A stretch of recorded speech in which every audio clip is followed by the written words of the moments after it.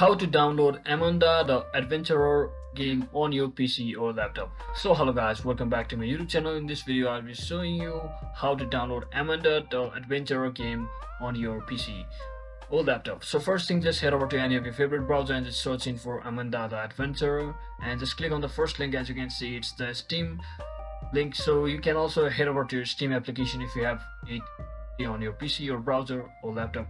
So once you're inside here, basically you have to click on the add to cart button over here, as it's available for $8.99 USD.